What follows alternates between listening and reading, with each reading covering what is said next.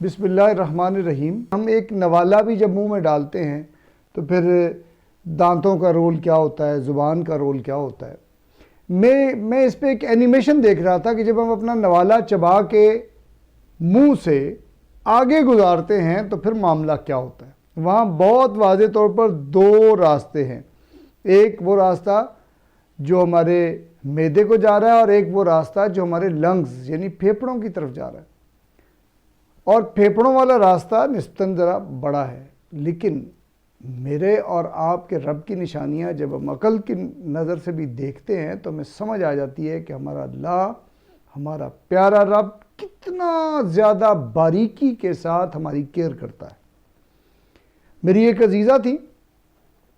اور ان کو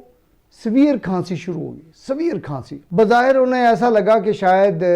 کوئی ٹی بی یا اس طرح کا معاملہ ہے، اور وہ اس کا علاج بھی شاید انہوں نے کیا، بہت زیادہ پریشان رہے، اور بالآخر ایک دن ایسا ہوا کہ کھانسی کے ساتھ ہی، جہاں تک میرے علم ہے، ان کی جو بلغم یا جو چیزیں بھی باہر نکلی اس کے ساتھ ایک مونگ پھلی کا دانہ بھی باہر آ گیا۔ اس دن پتہ چلا ڈاکٹرز کو بھی اور گھر والوں کو بھی اور مریضہ کو خود بھی کہ یہ غلطی سے کسی بھی وجہ سے ایک مونگ پھلی کا دانہ جو پھیپھڑے میں گیا تھا اس کی وجہ سے یہ ٹی بی اور اس طرح کے علاج اور سویر کھانسی ایسی جو ختم ہی نہ ہوتی تھی، ایسی کھانسی شروع ہو گئی تھی۔ آپ خود سوچیں نا کہ بس ایک دانہ چھوٹا تھا، اس کا کتنا حجم ہوتا ہے، کتنی جگہ وہ گھیرتا ہے، لیکن ایک دانہ پھیپھڑے میں چلا گیا۔ جب میں نے وہ اینیمیشن دیکھی نا کہ جب نوالہ ہم ڈالتے ہیں تو بالکل نوالہ ڈالنے کے ساتھ اللہ نے، میرے اور آپ کے رب نے اتنا خوبصورت انتظام کر رکھا ہے کہ ایک والو یعنی گوشت کا ایک لوتھڑا بالکل اس کے ساتھ جو نوالہ ہمارے گلے کے اندر جاتا ہے، بالکل اس کے ساتھ ہی وہ نالی ہے سانس والی، اس کے اوپر بالکل اس طرح کا ایک والو کیپ سا آ جاتا ہے گوشت کا، آٹومیٹک۔ آپ سوچیں نا، میرا اور مجھے تو آپ کو پتہ بھی نہیں، ہم تو اب سائنس کی ترقی کے ساتھ یہ چیزیں دیکھ رہے ہیں اور سمجھ رہے ہیں، لیکن ہو یہ رہا ہے، کتنا انتظام ہے کہ پھر وہ اس نالے کو، اس جو نوالہ ہے ہمارا، اس کو ایک باقاعدہ راستہ ملتا ہے، اور وہ راستہ سیدھا معدے، چونکہ اس نے اب دیکھیں نا، یعنی سانس کے لیے وہ والو کھلا ہوتا ہے، اور جو ہی اسے پتہ چلتا ہے، یعنی نہ میرا کنٹرول ہے نہ میرے جسم کا کنٹرول ہے، بس اللہ کا نظام ہے، وہ اتنا کیئرنگ ہے کہ وہ فوری طور پر وہ والو کے ساتھ وہ ہوا کا راستہ جو پھیپھڑوں میں جاتا ہے وہ بند ہو جاتا ہے، اور ہمارا نوالہ بالکل سیدھا ہمارے معدے میں چلا جاتا ہے۔ اب آپ سوچ لیں کہ اگر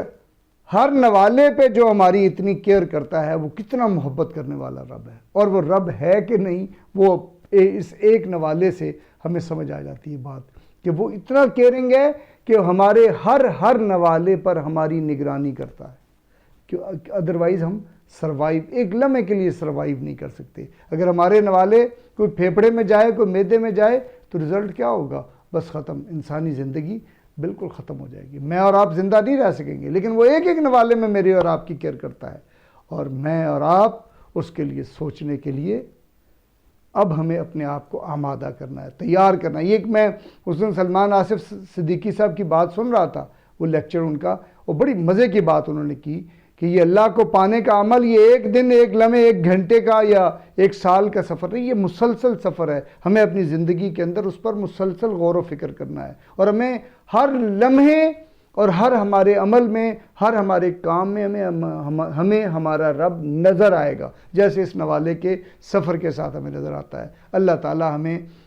اپنے آپ کو پانے کی جدوجہد، کامیاب جدوجہد، اور اس کے نتیجے میں اپنے رب کو پا لینے کی ہمیں توفیق عطا فرمائے۔ بہت شکریہ، السلام علیکم۔